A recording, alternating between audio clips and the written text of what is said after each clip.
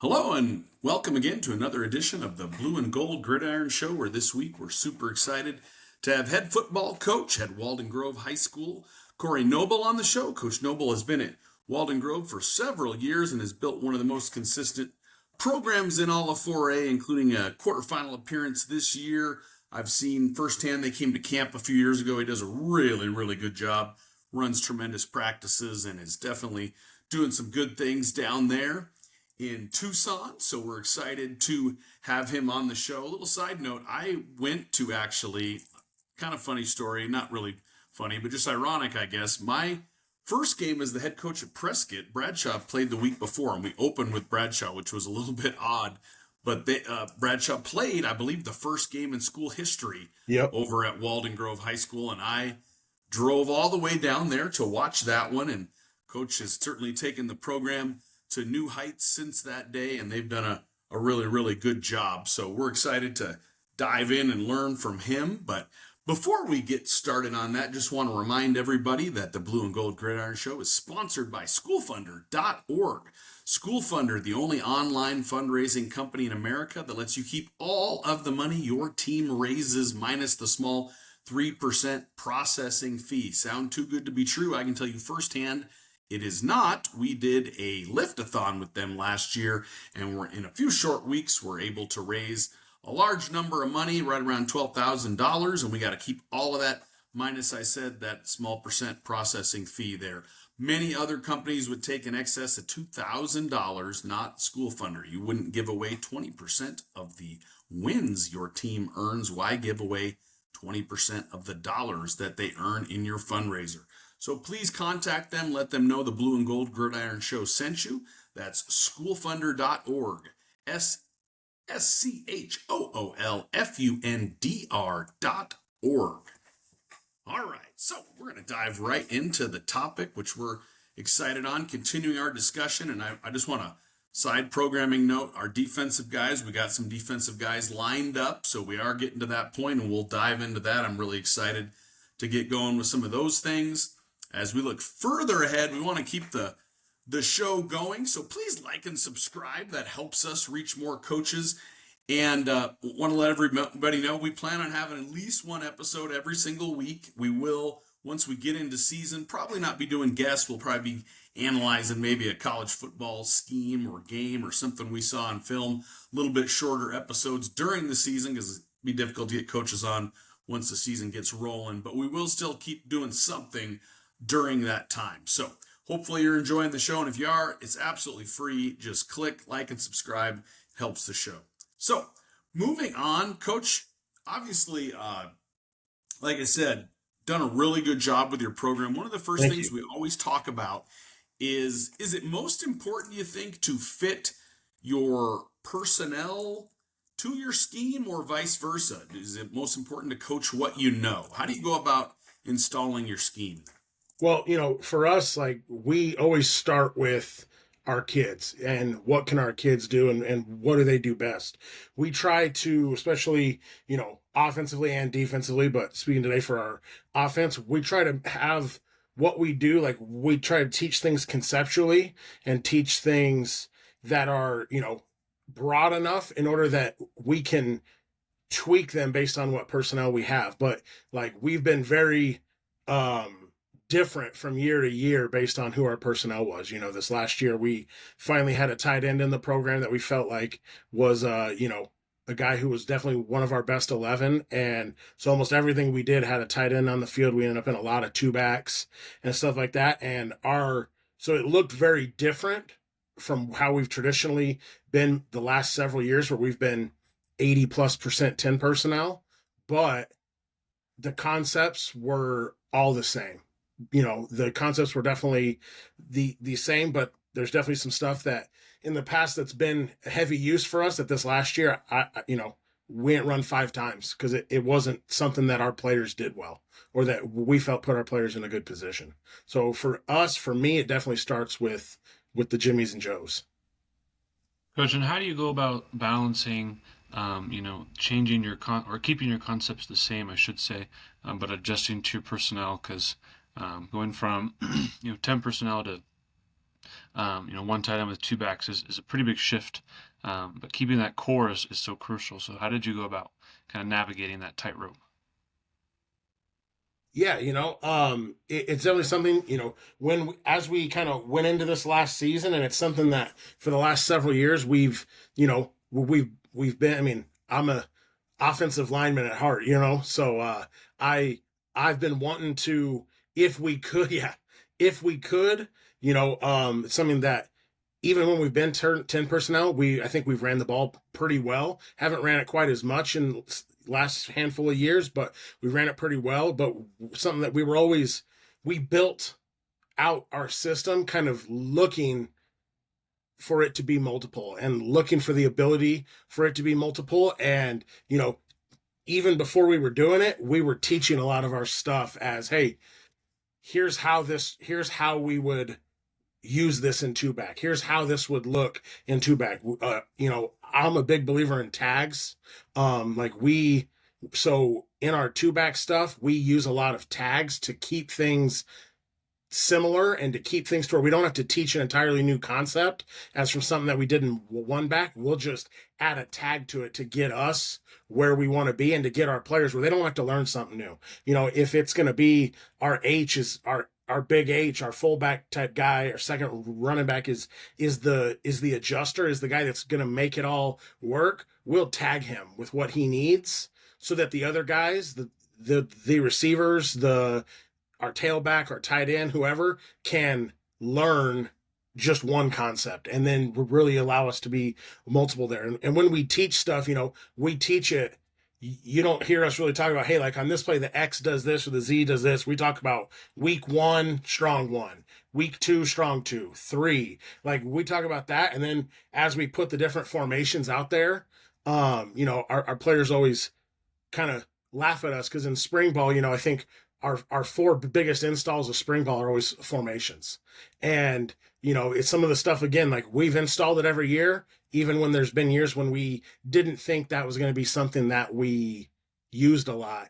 But like I said, we'll use those tags and we'll use some of those things to allow, if we're in two back with twins to the field, that week we're running back, we tell them, unless you get a tag, you're running what number 2 week would do. Even if that's normally a slot for us and you're the second back in the backfield to the weak side, you are week 2. So if he's got a seam, you've got a seam unless we tag you something else. And we'll get to it from there. Love that stuff, Coach. I always think being able to utilize tags and not have to, as you said, teach an entire new play. Formations are cheap. New plays Exactly. are expensive. They can get very expensive. One of the 100%. reasons I was excited to have you on the show, Coach, is I believe, and correct me if I'm wrong, you're the AD at Walden Grove also, aren't you? Yeah, so I've been the AD now for 3 years. Yep. I was a teacher since 2014 before that. And, our athletic director moved up to the Valley. And, so I was able to step into his place there. So exciting topic for us because we haven't really had anybody on that's had that. I know in a lot of states that's almost commonplace Yeah. that happens. But really, how have you been able to balance your duties as an AD? And honestly, and maybe a question that some coaches, I think sometimes, perhaps, maybe some other sports. I don't want to use the word jealous, but might be a little, there's that iffy relationship sometimes with football because football draws a lot of people, and sometimes that can be, I think, tricky with people. How have you been able to balance the fact that you're the head football coach and the AD as well? Yeah. Well, I mean, it's definitely something that was a concern of mine kind of going into it. And, it's definitely something that I weighed, back and forth. I don't want to sell anybody short, and including my program and including everyone else's program. I think it's something that I think it would be a lot more difficult if my sport that I was coaching, that I was the head coach for, was anything other than football, because there's only one game a week. So in the season, it's not like it's not like, it's baseball or basketball where there's 2-3 games a week. It's only the one. So I think that helps for the other days. The shortest answer is I've got an amazing football staff. I've got an amazing group of guys that are coach football with me, and those guys have really stepped up. I think it's certainly something that I always try to be efficient, and you know I think I'm doing not a perfect job, but as good of a job as I can be doing it. But I mean, there's more time in the last 3 years that I've spent away from football during football season than I ever have in the past. When there's an issue at a game, when there's something that comes up, when there's those things, and I couldn't do it if I didn't have guys that I knew I could step away for 20 minutes, 10 minutes, 30 minutes a day and go take care of that. And my guys are going to get stuff done for me, especially at the freshman level with my head freshman coach, who's been with me since my second year there and is a teacher on campus and the department chair for our social studies department, and is incredible. And then my defensive coordinator, Zach Davila, who is also on campus and is the head coach of the defense. Those two guys are my associate head coaches, and they've really taken on a lot for that. It worked out that actually the year before I became the AD, I gave up play calling on both sides of the ball. Coach Davila, we got super, super lucky, and he was looking for a spot, and he came over and started coaching with us. And I was calling the defense at that time, and I was like, hey, like, this guy's phenomenal. He's, I think, one of the best D coordinators in the state. And I was like, I'm going to let him take the defense over and allow me to be more of just the head coach and really be able to be more present in all parts of my program. And then, a couple years later, it ends up that I'm the athletic director. So I don't think it'd be possible if I was calling one side of the ball. I really don't. But it's definitely been a challenge. I've been at the school a long time in one capacity or another. You talk about that Bradshaw Mountain beatdown that they put on us in, I believe that would have been 13. 2012. Yeah, I'll say 12 or 13.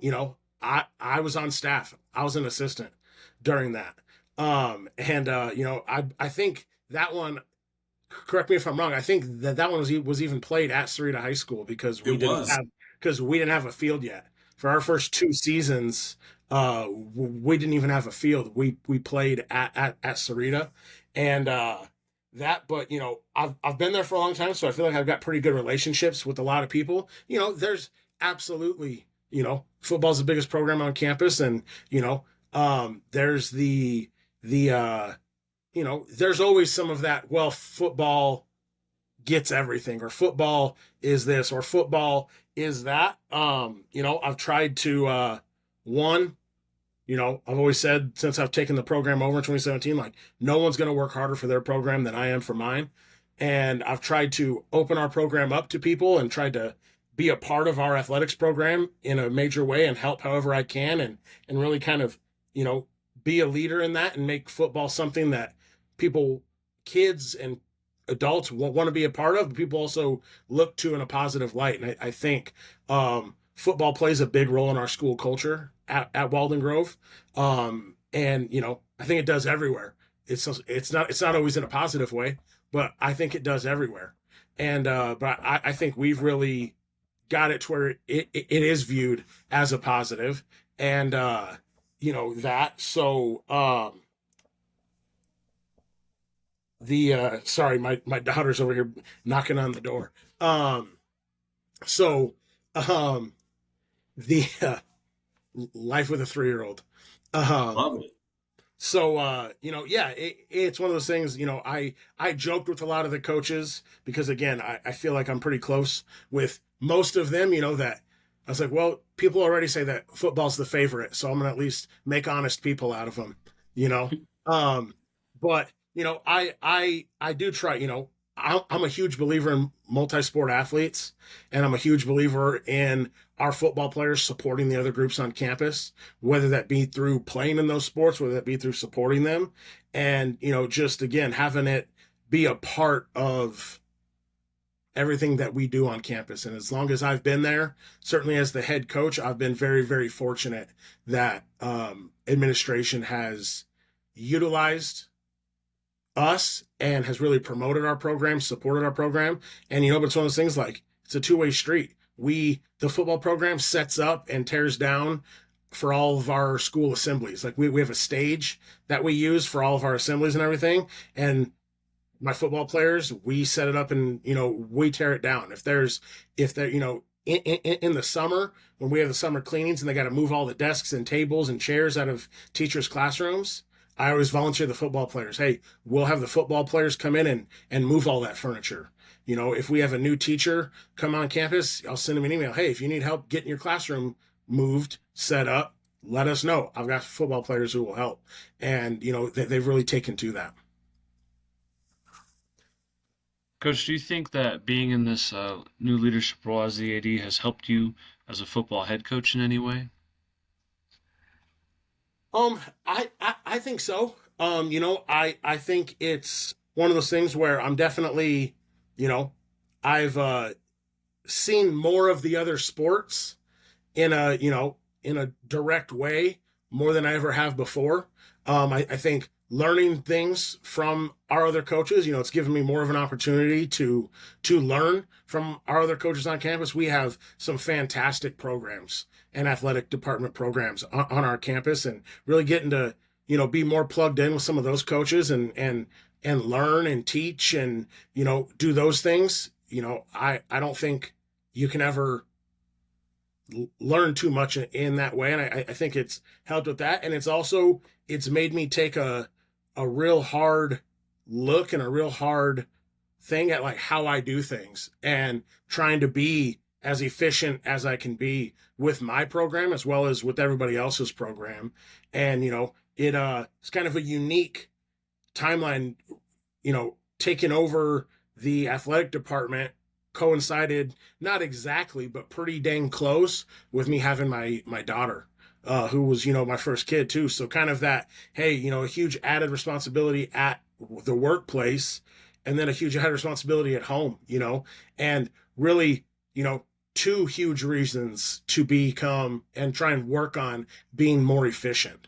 And I think that's been one of the biggest things is just, in so many ways, I feel like my time is so much more valuable. And, while it's, being home and being with my wife is always something that was so important to me, but I'm going to be honest, I probably didn't do a good enough job of it.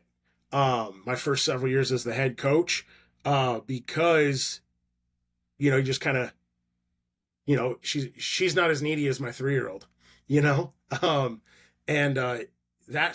again, just, I really want to try and be efficient. It's like, I don't want to be lazy and not get work done and not do those things, but I dang sure don't want to take extra time doing it that I don't need to, so, I'm not, which I think a lot of coaches are and aren't. We're the best and worst delegators of all time as head coaches.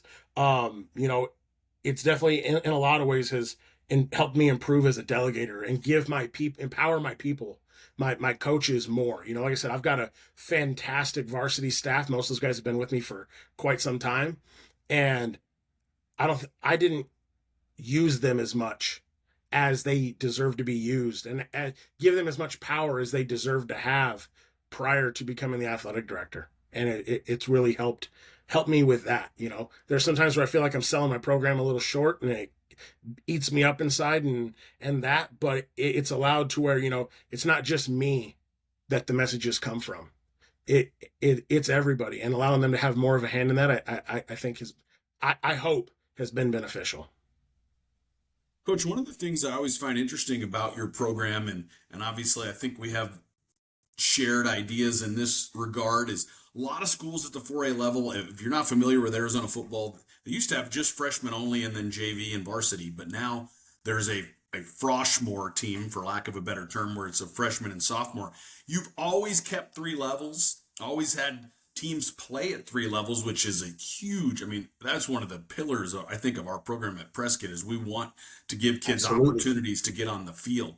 The other thing that's interesting is I think people sometimes think Walden Grove's one of, I'm not sure if enrollment has changed, but I believe you guys are around 11, 1200-ish in that Yeah. area, which is one of the smaller schools in 4A. Yeah. So the fact that you guys have been able to maintain three levels really speaks to the quality of your program and some of the things all your coaches are doing. So what have you done to emphasize that, and how do you create vertical alignment in your program from your freshman to JV?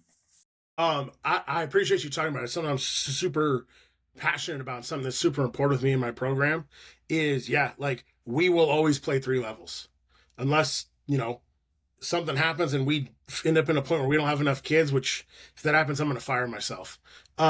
Because like we're always going to work to make sure we have kids to play three levels. And if we can play three levels, we're going to, these kids, it's the only way that they develop is reps and getting game reps. And not only that, like the game reps are the fun part, so like, how am I going to have them all work so hard, then make a decision myself to cut a third of our possible reps on the season? It's not something that I believe in, with this, with the Frosh Soft JV thing, like we still run it old school. Like we still, for the most part, go freshmen.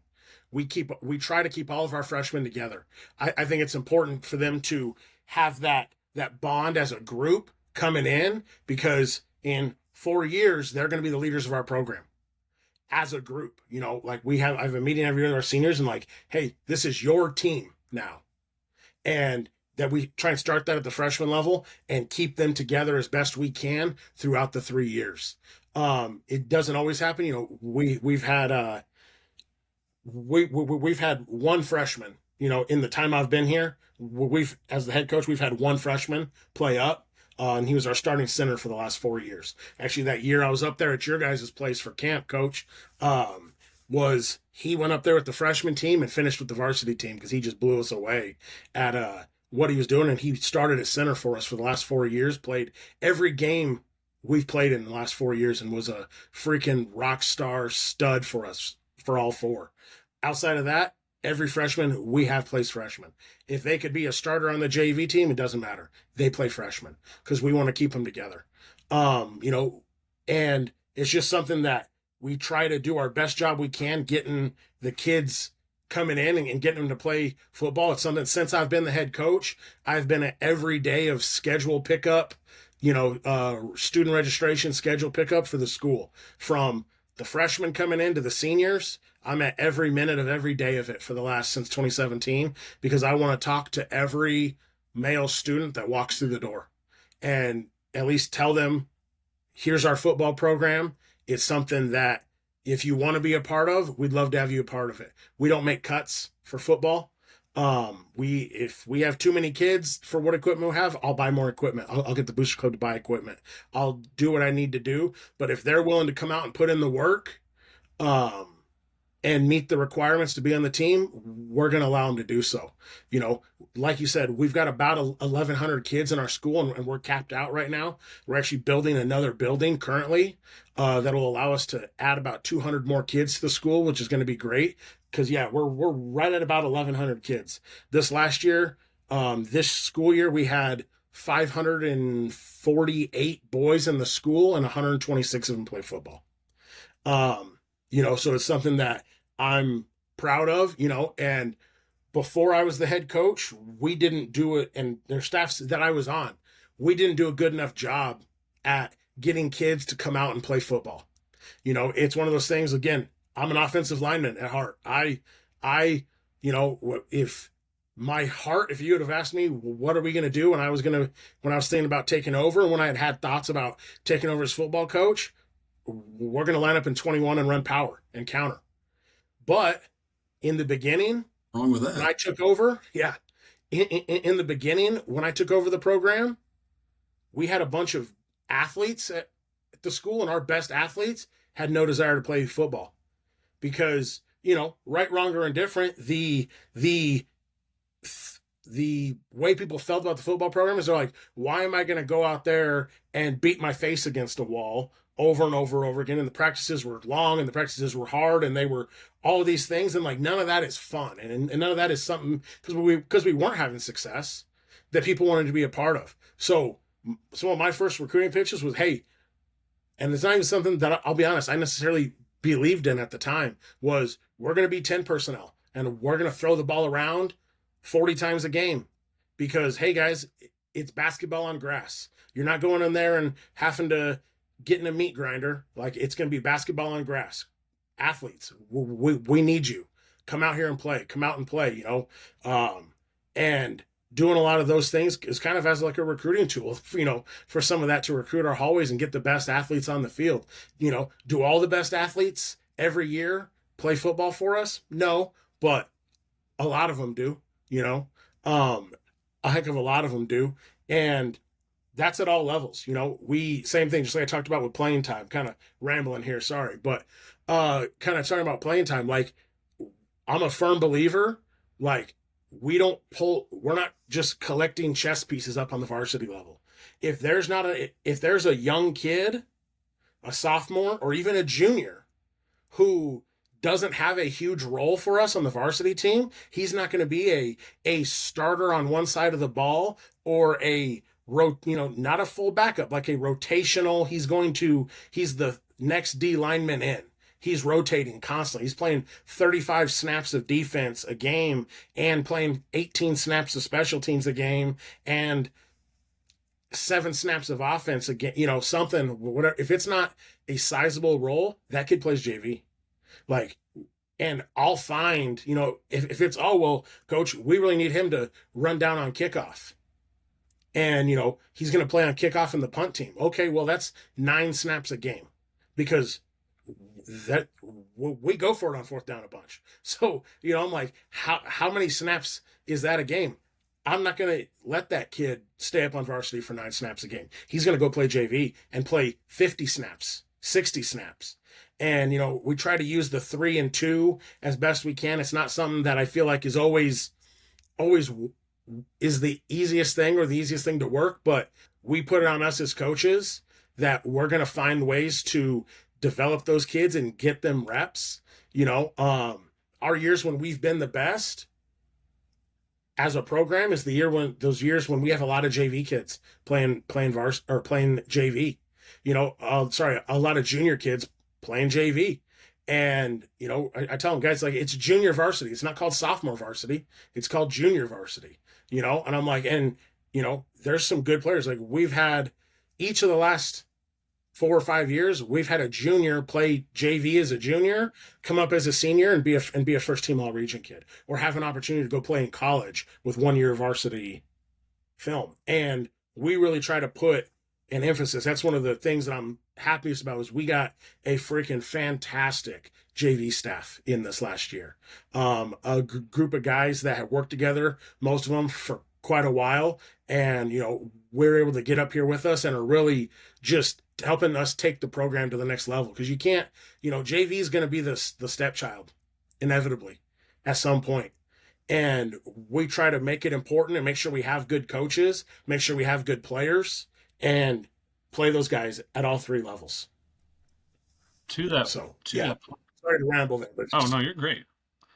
To that point, a lot of what you've talked about, I think, speaks to the buy-in that you have throughout your program. Like you said, JV can often be the stepchild or just the other. So how do you get kids to set aside their personal interests or wants and to fully invest in the coach's vision and the program's vision for their success? Yeah. We've had some kids that we've had more success with that than others, it starts again with our messaging from the top down and from when they get here as freshmen, because every year we got a handful of freshmen that, that first freshman meeting and, you just hear that, like they think that they're going to be a varsity player, my goal is to play varsity from the very beginning. And hey, great, fantastic. But we talk about and emphasize the importance of our lower levels and that development, and we want to win, especially at the lower levels. Like at the lower levels on Thursdays, for those 2 hours, 2.5 hours? Yeah, we're going to do everything we can to win. But one thing, and sorry, this is one thing I forgot to mention just a little bit, but kind of goes into that. On our lower levels, freshman and JV, every kid plays. I challenge our coaches and I require our coaches, you will find playing time for every single kid. Now, they're not all going to play the same. Not everyone's playing 20 snaps, but every kid who's on that team and has been to practice that week and has met the requirements to be there, you are going to play that kid on a Thursday. You are going to play that kid. And if it comes down to the last goal line stand of the game to win the game, and you got 3D linemen that you haven't got in yet, well, tough shit, man. Like, you made a bad decision. You didn't manage your reps out throughout the game. Those 3 kids better get in on that 4th and goal from the 1 because they're going to play in that game.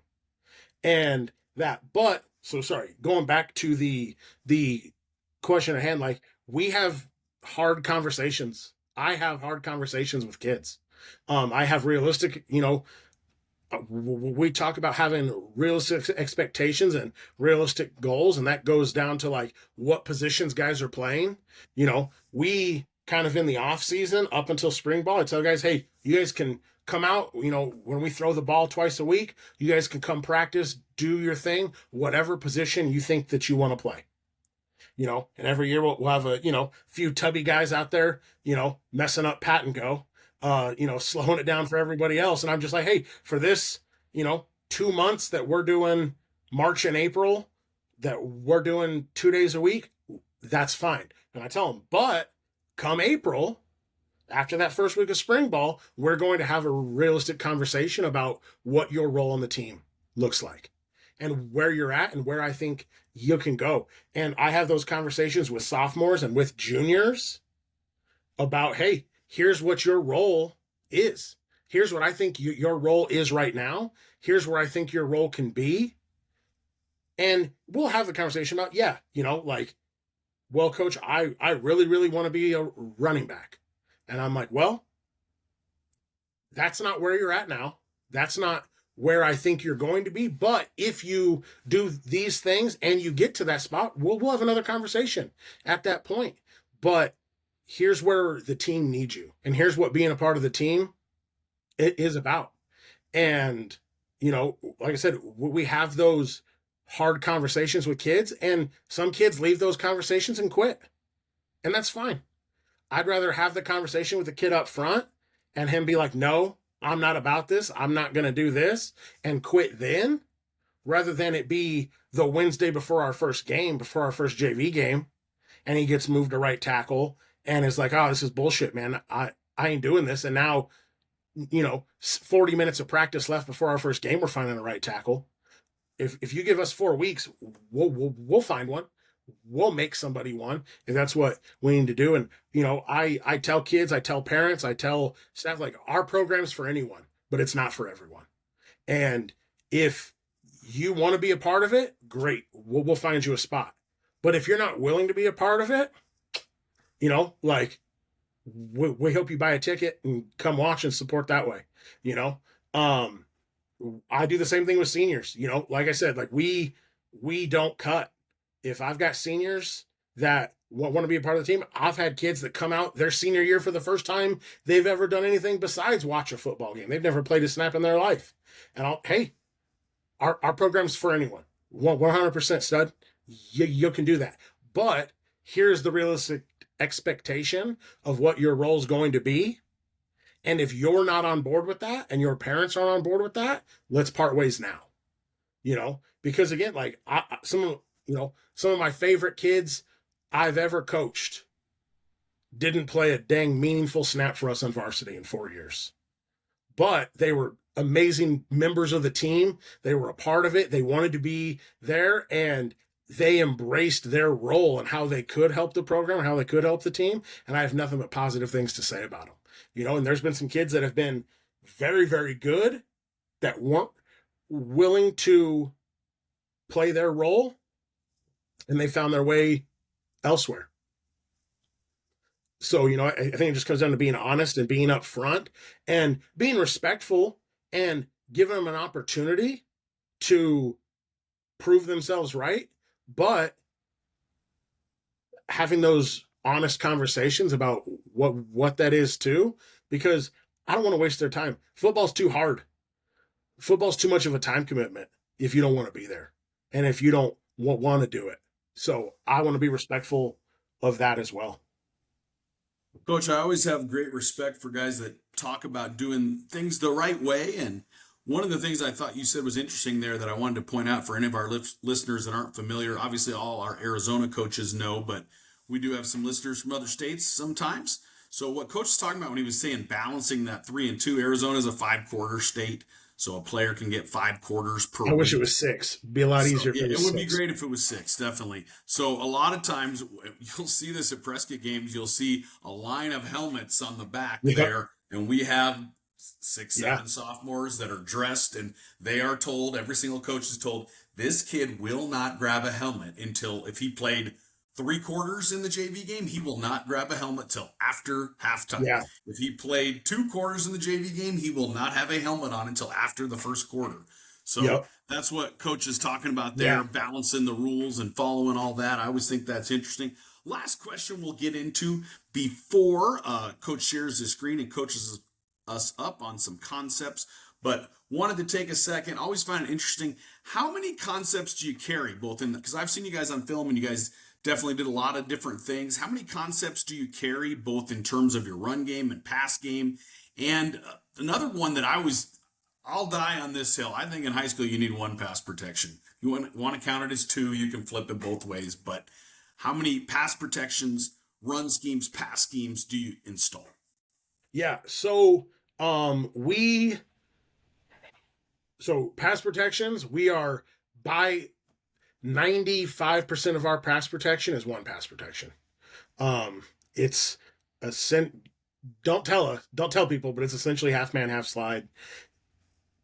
90% of the time, like 90% of the time, you know what I mean? Like, just if we're asking those O linemen, and I've been an O line coach my whole career. Thankfully this last year I was able to fire myself as the O line coach, and I got my old O line coach back I had for several years before that. He had to take a couple years away, for his kids and for his family, but I thankfully got him back, so I was able to fire myself as offensive line coach.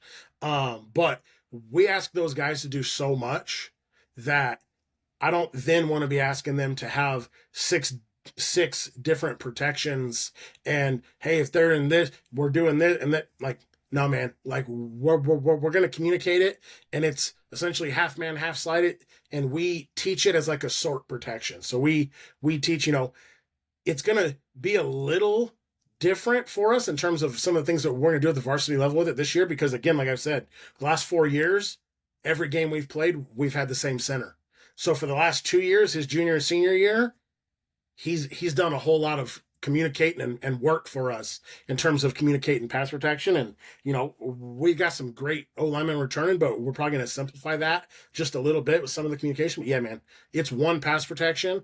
And then run game wise, we essentially have our inside zone scheme, our outside zone, and then we have our gap scheme plays. We have power and counter, and we have a trap. We have a pin and pull toss, but we don't run it that much, to be honest. Like, it's one of those things, like, that's not been what our backs have done well.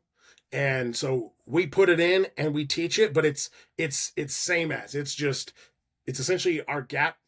It's essentially our gap teaching. We just with some different pullers, just with some covered, uncovered pullers. But yeah, we're inside zone, outside zone, and then we have our gap scheme that we teach. And we'll mix up who the wham guy and who the wrap guy is, for the counter, power, whatever it is. But inside zone, outside zone, and gap. We run inside zone 2 ways, and for the line, it's 1 way. It's just inside zone. They get the same call no matter what inside zone play we call, that they get inside zone. Our outside zone, we will run it with jet and we'll run it normal. For the O-line, it's outside zone. That's all they get. And then our gap scheme, they essentially get either it's power, counter, and then if there's a tag, they most of the tags don't have anything to do with them. So they just get gap right or gap left, and we, have the play calls that tell them who the backside pullers are going to be. And then in terms of pass game wise, we have 6 pass concepts that we have 6 pass concepts that we run. Um, you know, again, each one we might have some different tags or some different ways that we'll run it, some different things that we'll do with it, but 2x2 or 3x1, and it's 6 concepts Coach, that you we, breaking those 6 up into quick game and drop back, yeah. or is that So is that 6 we, drop back? yeah, so that's quick game and drop back. Um, we this year we're probably going to go up, or this year we're going to go up to 7. We're going to add another drop back concept that we've been kind of toying with, and that we've been doing some of the parts of it via tags, but we're just going to add it as a concept and add to it, because we think with the receivers we got coming back and with our quarterback we got coming back that it's something that they've done successfully and that we're going to really expand on. So we'll go to 7, but we have 3 drop back concepts, or this year we'll have 3 drop back concepts, and we have 4 quick game concepts. We run snag, we run hitches, we run, hitches spacing, we run snag, we run essentially we treat 4 verticals as quick game. So in terms of the number of times we've called it over the last 5 years, 4 verts is our number one concept. But we teach it with quick game timing. Our quarterback thinks about it. Now, does that mean that we're never throwing bombs? Yeah, we are. But we teach it with quick game timing because we don't want it to be 40-yard long balls every single time. We want to be able to throw the ball on time and get the ball out on time in terms of that. But yeah, we run essentially stick, we run snag, we run spacing, and then we run 4 verticals. Do you decide which ones you major and minor in based on your opponent, based on the kids that you're coaching? How do you go about that? Yeah. And I guess the other one that our stick and our spacing, we teach with the same principles because it's all curl, flat, defender, read, kind of that one thing. So the other one is we run mesh and shallow, and we kind of bucket those into the same general idea. But yeah, so based on what our kids do well and what we think, what we have success with, we install it all in the spring, and we do it through the summer. We install it all in fall camp.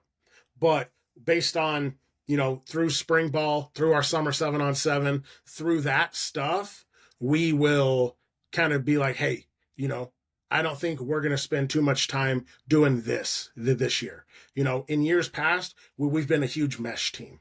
We've ran mesh a lot. This last year, we ran it, I don't know, 12 times in 12 games. It's just not something that we ran a lot. We moved much more to actually what I'm going to talk about today, which is our shallow concept, which, saying a lot of the same principles, principles, but we went much more to the shallow concept because we felt like it was much less expensive for us to work and get enough work in. It's expensive. It is, and it's one of those things like reps to get good. We 2 years ago, and 2 years ago and 3 years ago, again, it was a pretty good play for us, but not one of our top 3 concepts that we really were effective with. And I'm like, man, we are spending 10 minutes a day, every day, running mesh drill. And, for my quarterback to throw the corner route and have it be an incompletion instead of the mesh anyway. You know what I mean? So it's just like, man, what, what are we like? How much time do we want to devote to that versus how many times we used it? And like I said, just with some of the guys that we had this year, and I thought our quarterback did a pretty dang good job reading out shallow. So we ran shallow 5 times more than we ran mesh. I remember having this discussion when I was the offensive coordinator at Red Mountain. I said, we've completed this to the actual mesh guys? Never. Yeah. And we're spending the same thing, 10 minutes a day on this.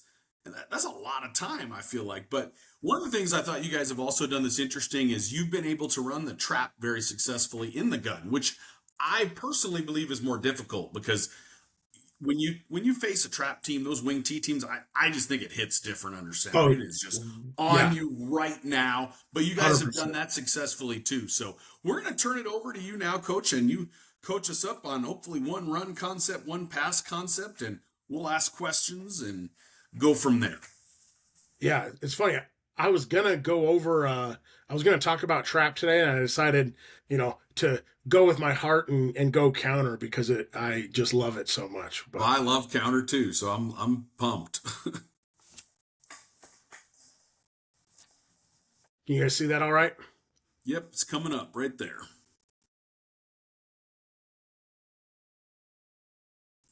So let me actually exit this here. The I'm fighting with Huddle right now because it took away our actual like presentation tab over there to where actually like build the Huddle presentation. So I'm gonna just do it from install and then through the library here. But I didn't even know it had that. I'm not very smart, so I didn't know it even had that. But oh, for for us, the base way that we're going to run counter, which is the run I'm going to talk to about today, is we're going to run GT counter. Is the way that we're going to do it from the play side, from the center to the play side. Every single counter that we run, no matter what the tags are, no matter what the personnel is, no matter who's carrying the ball, no matter any of that, the front side is going to be the same every single time. We're going to go gap down backer.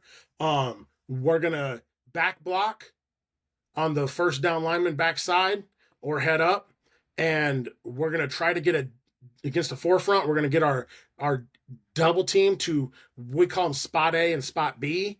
We don't teach like, hey, you're going to go to the will, or you're going to go to the mic, or you're going to go to the play side. We just play side spot A, backside is spot B, and it's whoever ends up in that spot. If it's a 3 linebacker deal, and I think a couple of the clips here I have will show it, and one of these guys blitzes weak off the edge, I don't want my guard or my tackle running and chasing him when the other linebacker is here scraping over the top because he gets the pull. So we just teach them an area, and they're blocking whatever second level defender is in that area.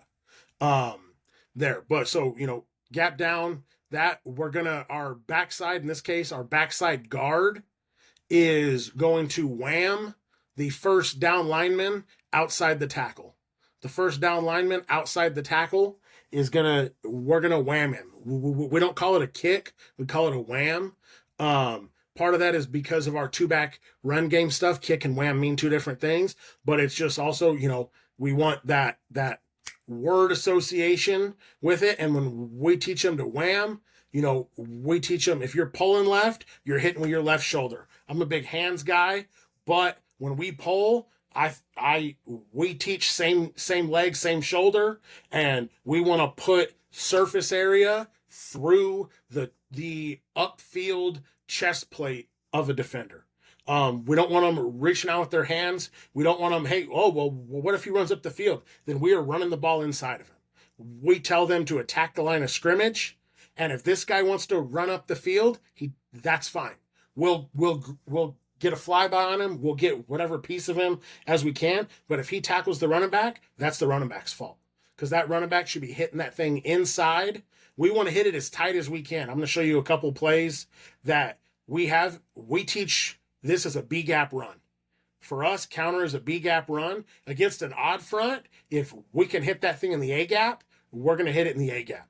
We want to hit counter as tight as we can possibly hit it, because I want to get north-south and I want to get vertical. I don't want negative runs. We do have some occasionally, but I don't want negative runs, and we're going to hit that thing as tight as we can. We're going to attack the line of scrimmage, and then our backside, in this case, our backside tackle, he is going to be pulling, and he's going to wrap to spot A, wrap to the first linebacker, play side, inside out. So play side, inside out. We want him to get his eyes there. We teach a skip pull from this guy. We've had some tackles that can't skip pole and that don't do it well. So then we teach them a long pole and we live with it. But if we can keep their shoulders square when we're wrapping, whether it be a guard on power, whether it be a tackle on counter, we want to try and be square if we can be. Coach, let me ask you a real Yeah. quick question on that. A lot of teams a lot of teams teach the skip pull for the second puller on counter. A lot of teams I've seen will teach the skip pull, but they'll still have the guard be able to read. So if it gets logged, he can bounce it around the corner. I've really struggled just in my own head trying to kind of conceptualize that, because if you're staying square, how do you see the guard's block? We've always Yeah. told where he's offset from the guard, so if Yeah. he gets the wrap, he can easily see it and go there. Yeah. And How do you teach both? so we want our tackle to be a little deeper than our guard to kind of allow some of that flexibility. It's one of those things that, if my line coach were on here, I think for this second puller, he's a little bit more of a flat pull, just like the guard for that exact reason. And because he thinks, I think he does it a little bit more than I do. Again, some of it for us is just, what does that tackle do best?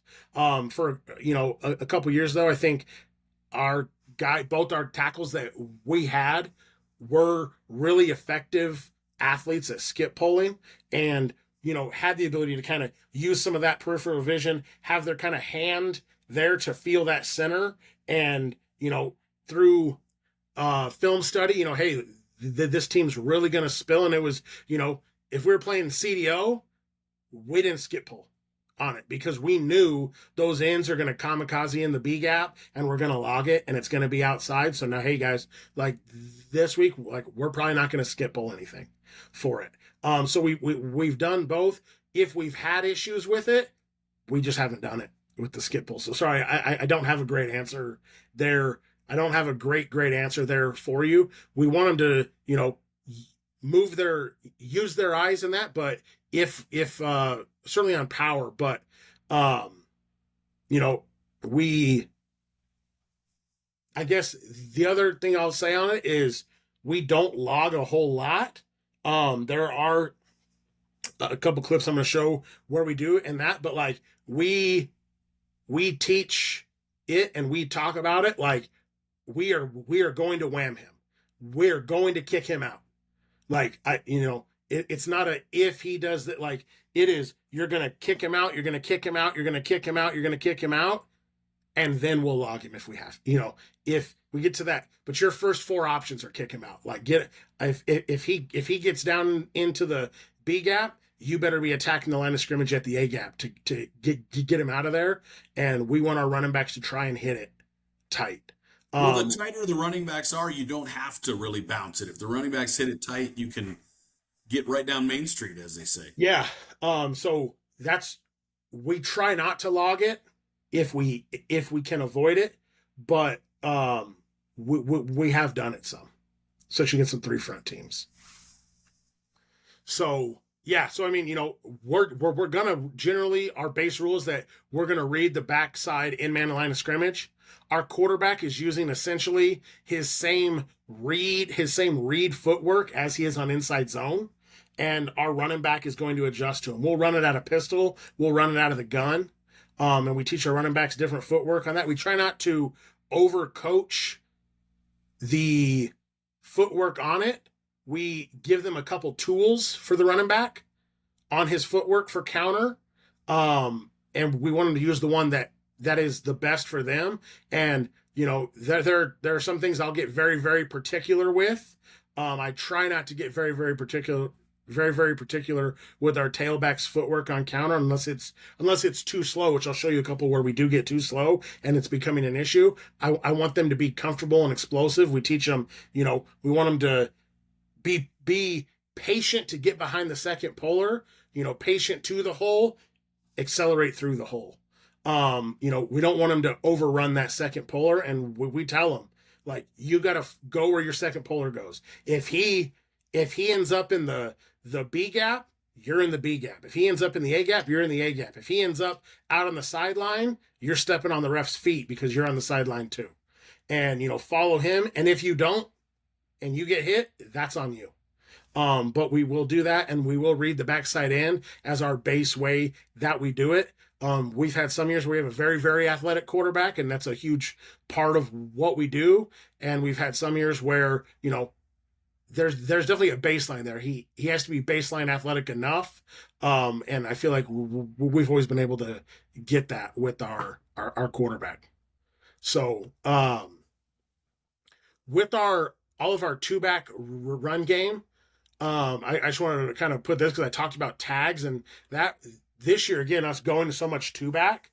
We will, if we're running counter with a second puller or with a second back, whether it be a H back, whether it be a full back, a second running back, we can do it with a receiver that we put in orbit or rocket motion.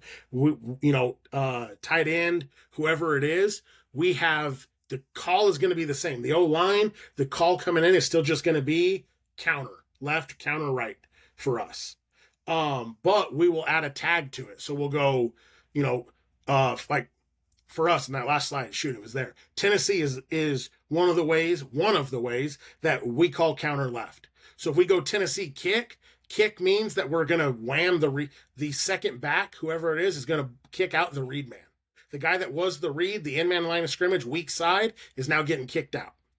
Arc means we're going to fake the kick out, and we're going to now lead block for the quarterback for when he pulls it.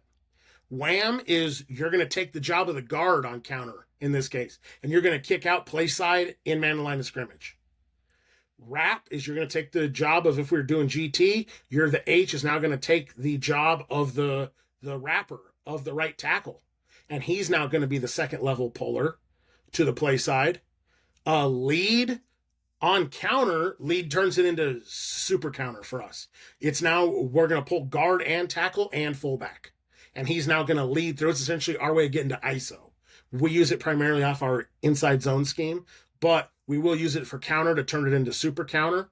We'll do in the past, this last year, and in the past, we've used wham to mean sometimes, and we would just teach them, hey, wham, sometimes it means the in-man line of scrimmage. Sometimes it means an interior D lineman that you're going to wham, that you're going to hit. It started because we started doing it so much.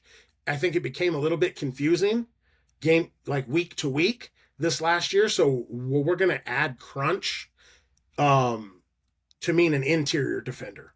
So it means that, he's going to come backside and block an interior defender, So for instance, we played Northwest Christian 4 times in the last 2 years. And it seems like they just build nose guards in there somewhere. And the school's only got, however many kids, but they got more monster nose guards than, whatever. So we did a lot of whamming that nose with a second level offensive blocker rather than trying to double him and lose some angles on some linebackers. So for this year, we would call that crunch instead of wham, because we want to be able to sometimes do it with an exterior defender, sometimes do it with an interior defender. And then we'll do pitch. Pitch in this case, if we ran like counter left pitch, we would run the counter with the sidecar back, and we would then triple option it with our tailback. Depends on who this guy is, our H. If it's our second running back, he can run pitch. If it's our fullback or a tight end, he is never running pitch. And we just, we teach that through when we just won't put him in those positions. But hey, if it's our fullback and we're running inside zone pitch, fullback, you always have the inside zone. You have the A-gap run, and we'll let the tailback be the pitch player. And then one thing that we do a lot of is we do a lot of pop passes. Like I think pop passes are the cheat code. I think they're fantastic. I think, we will try to at some point have a pop pass off every run scheme that we run, where we are getting either a vertical player, or for us, it's pop pass is generally going to be a vertical player off our run schemes, whether it be generally being this second blocker, the second back, the tight end, whoever it is. We're going to try to at some point build into some type of a pop pass and have it in the game plan against everybody, because we just want to put stress. We don't want those linebackers filling quite so quick. And, you got some linebackers that are some fire breathers and coming downhill in the A-gap. I don't think anything slows them down quite like when you hit one pop pass on them and your fullback, takes a 6-yard pass, 60 yards on them, and you know, that whether it's their fault or not, they're the ones that are getting MF'd by somebody, and it starts to slow them down a little bit. So we'll try and run a pop pass. So I'll have most of these tags. I'll have a play to show them. Our counter going the other way. Our counter going the other way. We give our center the ability to where if the backside guy that would be back blocking to is too wide for the center to feel like he can get to him, we give him the authority. We'll never call it this way, but we give that center the authority that he can exchange jobs with the backside guard. He can tell the backside guard through a number of words, hey, you've got him, you've got the back block, and now the center is going to be the wham player. The center is going to be the first puller now. And we give our center the authority to make that call. Does he 100% of the time make the right call? No, but giving him the ownership of it, that, you know, I think in the last 5 years that we've been doing it that way, we've probably had 3 times where it's caused a problem for us. And maybe it's not always the ideal look, but if you give them the authority to it and then you hold them accountable for it, they do a pretty dang good job. And it keeps us out of having to flip the play if we don't want to flip the play, type of a thing. But, you know, against a 3 down front, again, with a tight end, our tight end, we essentially tell him if his base rule is that he's going to be down blocking with whoever is there. If there's a 5 technique, a 6-eye, you know, an inside guy here that's not the end man in line of scrimmage, he's got to down block him. If it's not, we want him getting to the second level. Against some teams, again, I'll show a couple clips here. If the apex player, the overhang player, if this guy is a heavy run defender, we'll arc the tight end.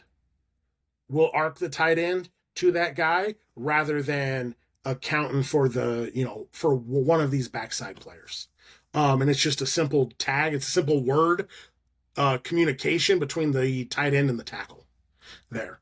Probably the way that we've run counter the most this last year is with the cross action. Is with a cross action, and we can do it as just a fake, or we can do it and have him actually block the backside end. And we've done it where we read this linebacker now, or where it's just, hey man, it's a handoff. Hey quarterback, it's just a handoff. You know, the end of this last season, our quarterback had gotten hurt and absolutely freaking warrior gutted it out in the playoffs. But we were trying to not, because he was maybe 1 hit away from not finishing the game at that point. So it was, hey, anytime we're running it like this, you are blocking the end, and quarterback, this is a handoff type of a thing. But we'll run it with a cross action. We ran outside zone pretty effectively this year, so we would tell this tailback here, tell our back, you're two quick steps, like you're lead blocking for outside zone, and then you're back across. And that would really help us with this backside linebacker as well. But again, it's still the same thing, spot A, spot B. We're still gap down backer rules. If we wanted to go, Tennessee wrap, we wanted to wrap the second back, the line would just get a hand call telling them hand signal, or a call in their wristband telling them it's wrapped. So now the tackle knows, hey, I'm back blocking now. I'm like a play side defender or a play side blocker. I'm back blocking. If it was a read game play for us, then he would either inside release or outside release to the next linebacker backside. If it wasn't a read play, then he blocked the end. But again, it's just counter. With this one here, we've got the arc tag on, or the arc block versus this. One of the things we started doing this year as well was doing a with a second back. I'm gonna be honest, against Micah Mountain with that D line they had, we were like, our second back, our tight end isn't going to be able to block one of these guys one-on-one. So we started doing what we call the load, and we would run power, and we'd have the H and the tight end be the wham guy on the D end, and we would wrap up inside of him. We'd say, we're just not going to block the outside linebacker to the weak side. We're just not, like, is he a bigger problem, or is the D end going to UTEP a bigger problem? the DN that's going to the DN that's going to UTEP, and the other one's just damn near just as good as he was. That guy was a freaking monster too, and it was just, hey, we're gonna double that guy at the point of attack, and we're gonna wrap, and if this guy tackles us for a 7-yard gain, it's a win for us. But so we started doing that, but then we would load motion him, and then we would run G8 GY counter back the opposite way. So I'll show a clip of that one. And then here's that pop pass I was telling you about. So we ran this. If our second back, who was a freaking stud, best player, one of the best players in Arizona, he was our linebacker as well. If he wasn't hurt, we'd have hit this for about an 80-yard touchdown and I think we still could have had a big play on it. We just missed the throw. But again, for us, and it would just be very simple. It would be that call, and the line would just essentially get a play action call, and they would play action it, and we just run it with H-pop. And we ran him up the pipe here, made it look like he was going to kick out this end, and just ran it up the pipe here, and, we had a shot. So that's our counter. This one here real quick, I don't have this one on film because I was trying to clean out some of our storage because we ran at our storage capacity, and I don't know what the heck happened, but our game with this one ended up, but we did some stuff down on the goal line with like a tight stacks type of look with some shifts and some motions, and from under center, because we will go under center as well, especially this year. We were about 30%, 35% under center. But we'll do it, and we call it just Y counter. And we actually ran it with like a shift and then a motion to jet sweep, and made it look like we were running under center jet, and then handed it back off underneath to our tight end. And he was the guy that took it. So just Y counter for us. So we have the ability to kind of hand the ball off to some unconventional people if that's what we want to do. But again, the line just gets counter. They just get their same call. So there's that. And then just real quick, I'll just show you kind of two things here. This is a lot of words on here, but shallow.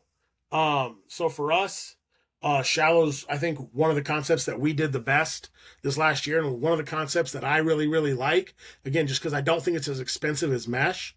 I think if you're a team that runs a lot of 4 verticals like we do, it's also a great complement to it. And we will just tag shallow on our other concepts as well. And if we just tag shallow, then the player we tag runs a shallow.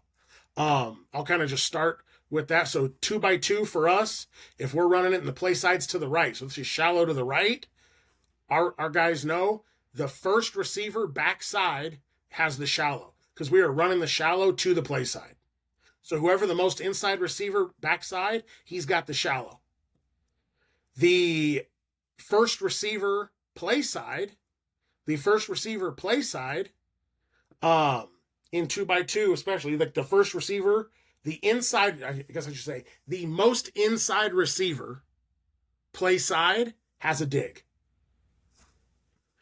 Outside of that, we've done a couple of different things with it. The most outside receiver on the play side, so we teach it number 1 on the play side.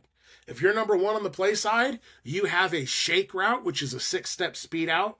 For us, it's not a square cut dig corner. It is 6 vertical steps. It's a track meet for 6 steps. And on that 6th step, they're breaking off their inside foot, and they are speed turning into the sideline. So it's not going to be a 90-degree cut. If it is, they're not moving fast enough. But it is a 6-step and out to the sideline, speed out. We call it a shake route. Or if you have press coverage, or if we just, this last year to start, we had a quarterback who's his first time on varsity, and we didn't want him worrying about the shake. And with some of the guys we hadn't built up that chemistry yet. So we just did a mandatory outside release fade. And we'll just run it as a fade. Or if it's against press coverage, the shake will convert into a fade route for us, because we don't like the speed out versus the press coverage, because we don't want to have to worry about the underneath defender on it. Backside, we got a post, or we can run it with a fade if, the middle of the field's closed, something that we don't like the post here, then we can run that with a fade. For us, if we're running shallow, our tailback is on a rail.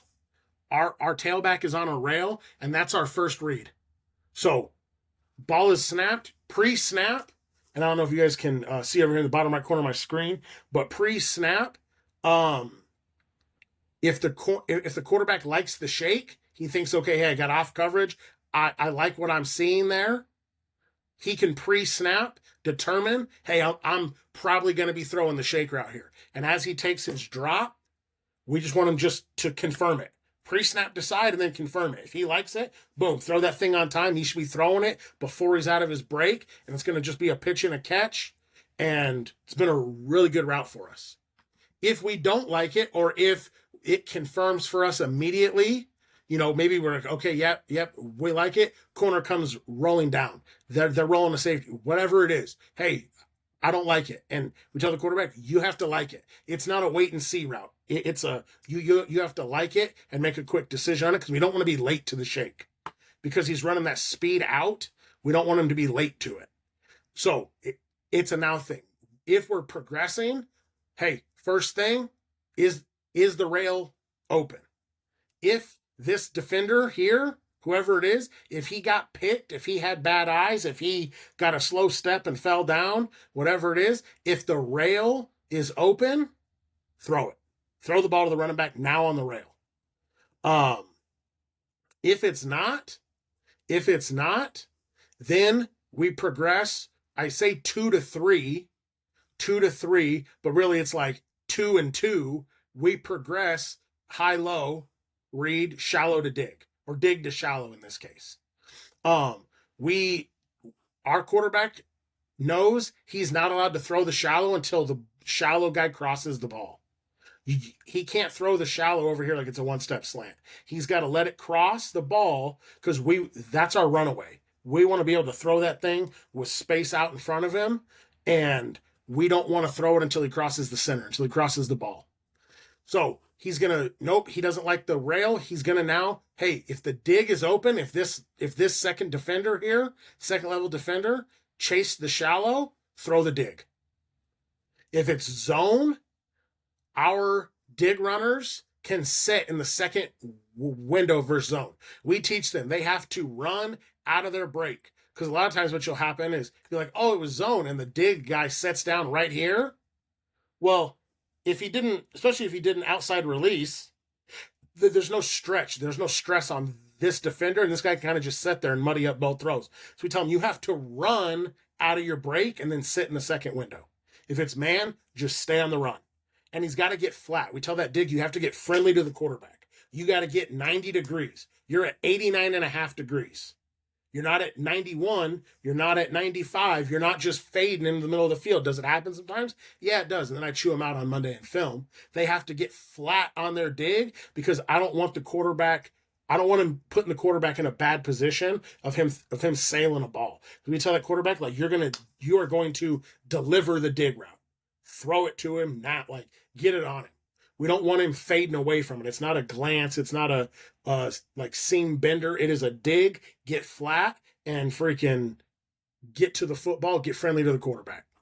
And then the shallow, our teaching point for the shallow, it's no vertical steps. He's not going to vertical stem for 1 step or 2 steps. He is literally going to just run to the heels of the defensive line and run out of bounds.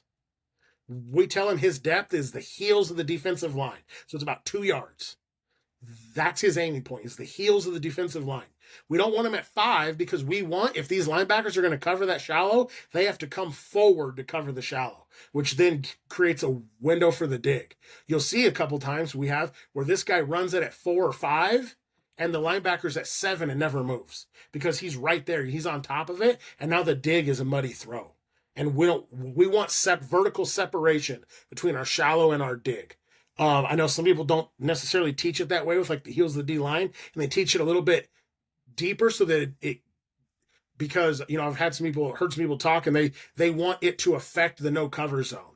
If they're not going to cover the shallow, that's fine. We'll just throw it. Generally to one of our best athletes running like hell in space. So if they're not going to cover the shallow, that's fine. We'll progress to it and throw it, and it'll be a runaway play for us. It'll be a big play for us. You know what I mean?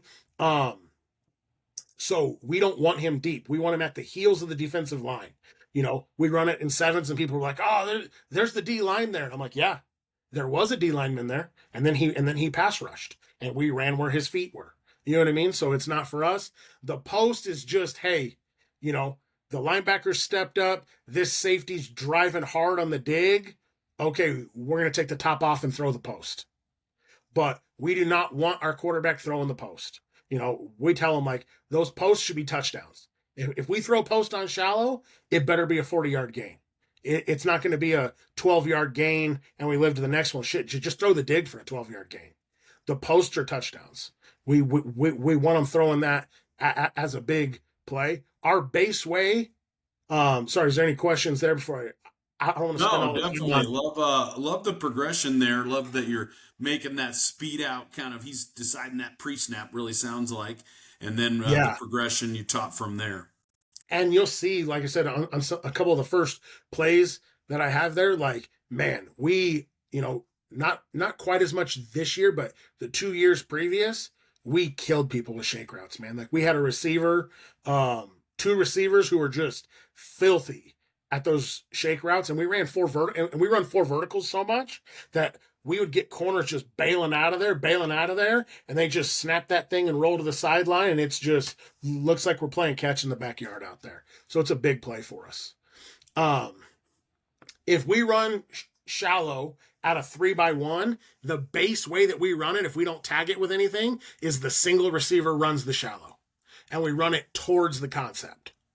Or we run it towards the most number of receivers. Generally to the field. We will sometimes run it to the boundary, but generally speaking, we like to run it to the field. And it doesn't matter who this receiver is. If he's a single receiver, he's a split out tight end, he's an inline tight end. If he's the single receiver and we're running shallow out of 3x1 with no tags, he's running it. Same thing. Heels the defensive line, no vertical steps, and just run. First, the most inside receiver, I guess I'll start from the outside. The most outside receiver to the play side has a shake or a fade. The most inside receiver to the play side has a dig. And the other guy, the other route that we run with it is a post. So that's what he'll run. If we're in two back, and we called this, which is the next slide, I think. If we're in two back, so there's not an H receiver here, that's fine. He would run the dig because he's the most inside. He would run the shake because he's the most outside. And we'd still run it, and then it would just be rail, and then it would be a generally check, release, quick out. So we're going to try and drain that coverage out of there and then throw it to him as our check down. For there. But same rules. No vertical steps. Run out of bounds at 2 to 3 yards. The dig, you have to outside release. We tell him the only time you don't outside release on your dig is if he is outside and deeper than you when you get to 10. If he is outside and deeper than you at 10, then you can snap it off and run it flat. If he is not, I don't care if it's at 8, I don't care if it's at 9, I don't care if it's at 7, I don't care if it's at 4, you are outside releasing whoever this defender is, because we don't want him to hunt up and kill our shallow player. We don't want any, ambulances and phone calls. So he has to outside release. On the dig, we have our deep post, and we really talked to him about the post. Like, where is the goalpost? So many times you see a post and the kid runs to the opposite hash, or almost runs like a corner route to the opposite side, and there's not as much vertical space between the dig and the post. We're like, where is the post? The goalpost is right here. So run to the post. Like, I don't care if we're at the 1 yard line with 99 yards of field. If you kept running forever, you would run into the goalpost. Like, that is our aiming point on our post. Again, we have our shaker or fade, and we got our tailback on the rail. We really, really, really, really like the rail out of 3x1. We definitely, I think probably 85% of the time that we're throwing this rail is going to be in 3x1 or some version of by one, because there's not a corner out here. And if he is, he's maybe in man, or it's at least a more defined read for our quarterback. And we tell him, hey, if it's muddy, like, the rail's not a wait and see type of thing. By the time that you take your quick 3 drop, for us, our gun quick 3 drop, by the time that you're left, right, Yes, I'm throwing the rail. No, I'm not throwing the rail. And at that point, if you're not, progress. Hitch up, throw the dig, throw the shallow. We can run it at a bunch. Again, if we're running at a bunch, just base way, our H would run it in this case because he's our inside guy. If we did this, I just tagged it with 61Y.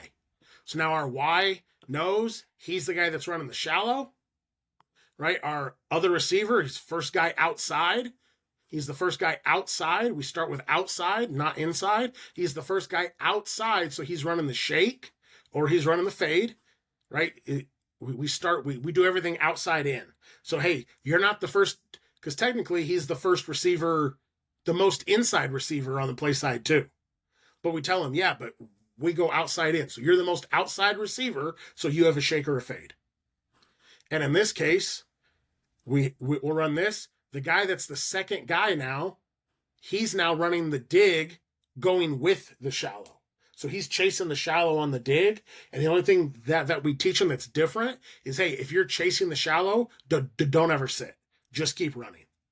Because we're going to be creating stress on defenders. And if you sit, someone's going to come to you. So just keep running and chase the shallow at your 10-yard depth.